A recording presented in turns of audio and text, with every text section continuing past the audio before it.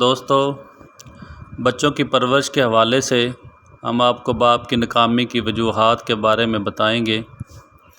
حیاتیاتی نقطہ نظر سے بچہ والدین یعنی باپ اور ماں کی پیداوار ہوتا ہے۔ بچے کی اٹھان میں دونوں کو اہم کردار ادا کرنا ہے۔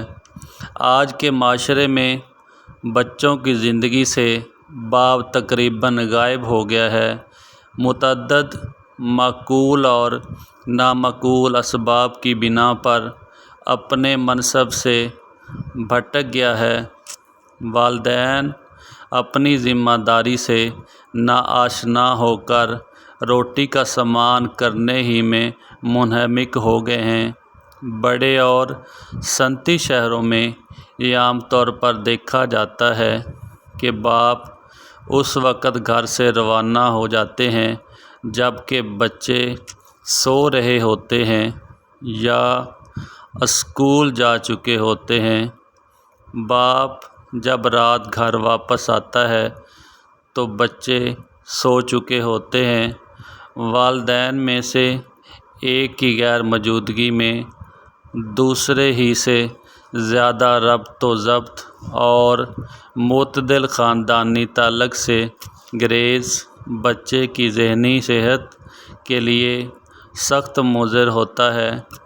ایک مائی پوت مگر سمجھدار اور خاموش فرد ممکن ہے سیاست میں نہایت کامیاب ہو مگر زندگی کے ڈرامہ کے لیے ناموزوں ہو سکتا ہے۔ بڑے شہروں میں اکثر لڑکے مردانہ نمونہ پر پرورش سے محروم ہیں۔ لڑکا پہلے تو ان کی نگرانی میں ہوتا ہے، پھر مغربی ممالک کے اثر اور تقلید کی وجہ سے وہ استانی کے حوالے ہو جاتا ہے۔ مخلوط نظام تعلیم بھی اس کے بالغ ہونے تک یا اس کے بعد بھی اثر انداز ہوتی رہتی ہے۔ لڑکپن سے جوانی میں قدم رکھنے کی بنا پر وہ جوان کہلاتا ہے، نہ کہ سماجی اور جذباتی اعتبار سے۔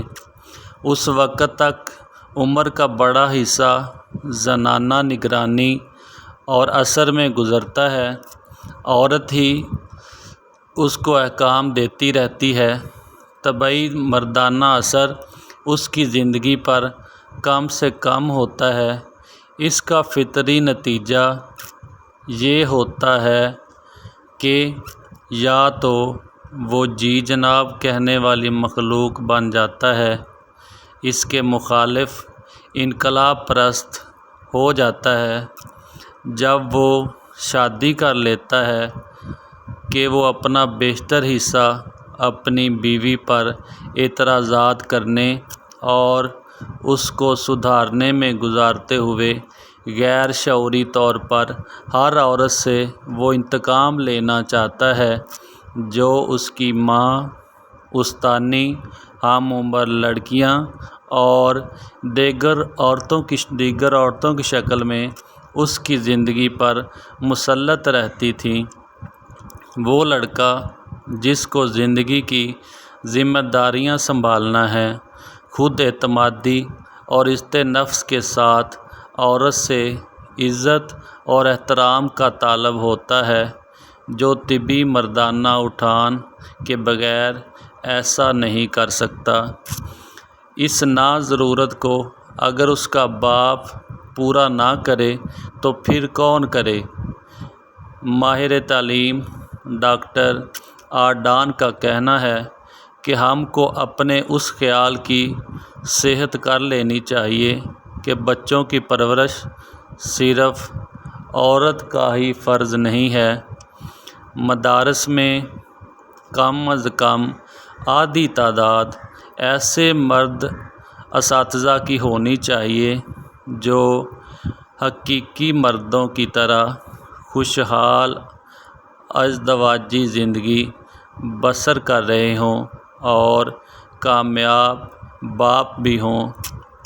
اس کے باوجود بچوں کی اٹھان کا اول اور آخر ذمہ داری ماں باپ ہی کی ہونی چاہیے۔